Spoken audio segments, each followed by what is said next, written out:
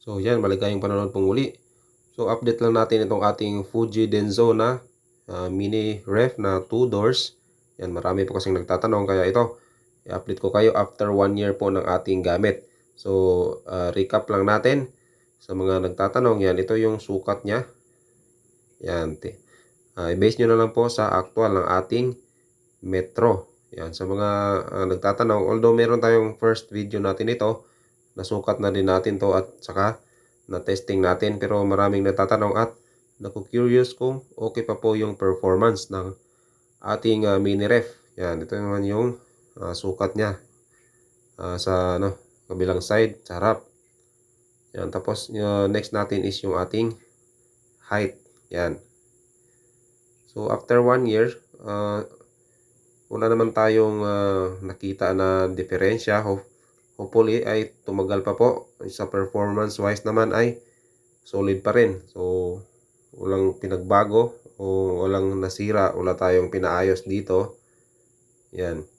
Ito ay 2 door na mini ref. Tsaka yan, tingnan natin yung loob niya. Yan, maganda pa rin yung performance. Yan, nag-yellow pa rin siya ng maayos. Yan, sukatin din natin to. Yan.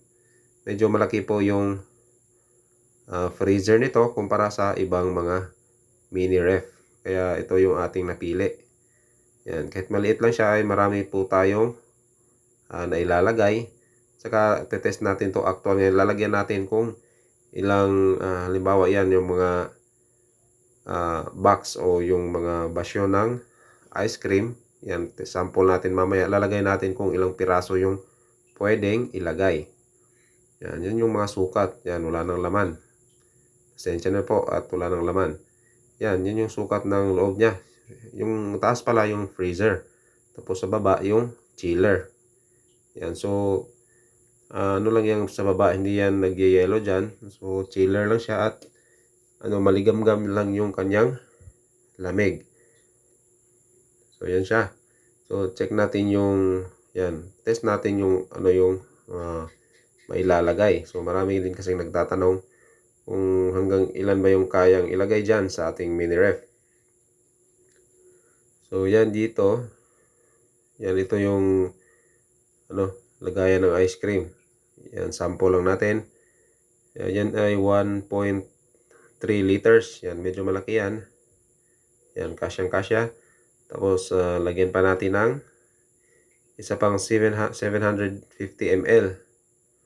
Yan, so kahit dalawang 1.3 dyan na magkapatong, kayang-kaya pa yan. Yan, malaki pa yung space. Tapos isa pang 750 ml ulit. Yan, kayang-kaya. Meron pang space sa kabila.